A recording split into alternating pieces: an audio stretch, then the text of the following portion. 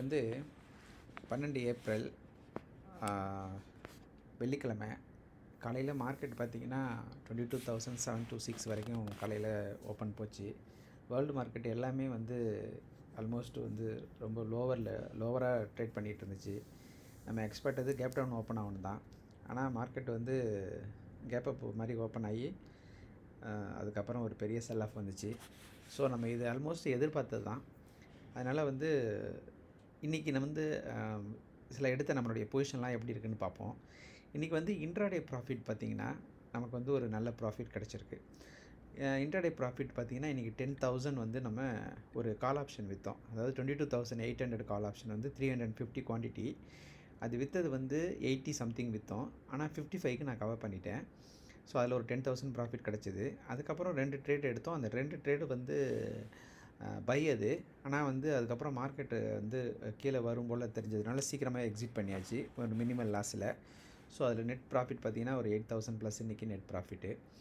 அதுக்கு அடுத்தது நம்மளுடைய அந்த ஸ்டேடல் நேற்று வந்து அப்டேட் 1 கொடுத்துருந்தேன். இன்றைக்கி அதோடய அப்டேட் பார்த்திங்கன்னா நம்ம 22,600 ஸ்டேடல் வச்சுருக்கோம். ஏப்ரல் மந்தோட ஸ்டேடல் பார்த்திங்கன்னா இப்போ வந்து கால் ஆப்ஷன் வந்து 4,170 ப்ராஃபிட்டில் இருக்குது. புட் ஆப்ஷன் வந்து 23,400 ப்ராஃபிட்டில் இருக்குது. மொத்தம் 27,500 வந்து இப்போ ப்ராஃபிட்டில் இருக்குது. இது மேக்ஸிமம் ப்ராஃபிட் வந்து நேற்று சொன்ன மாதிரி 1,40,000 வரைக்கும் போகும்.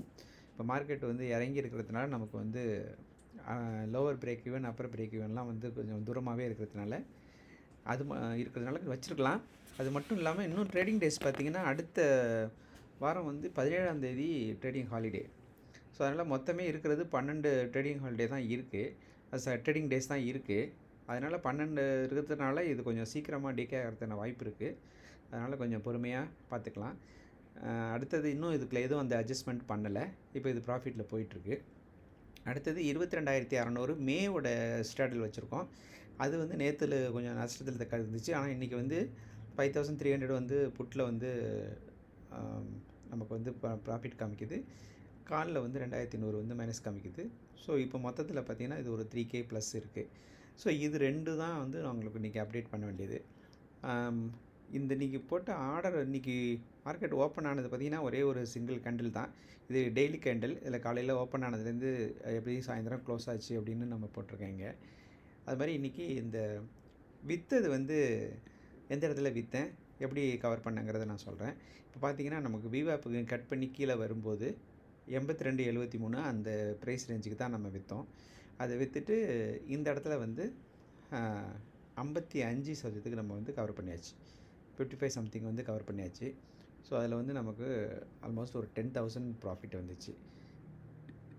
ஸோ இதில் இந்த மொத்தம் இன்றைக்கி வந்து பார்த்திங்கன்னா ஒரு 8,000 ப்ளஸ் ப்ராஃபிட்டு ப்ளஸ்ஸு இந்த ஸ்டேடலோட அப்டேட் இருக்குது. மிக்க நன்றி. இது வந்து திரும்பவும் நம்ம எக்ஸிட் பண்ணும்போது நான் மீண்டும் வந்து உங்களுக்கு அப்டேட் பண்ணுறேன். மீண்டும் சந்திப்போம். நன்றி.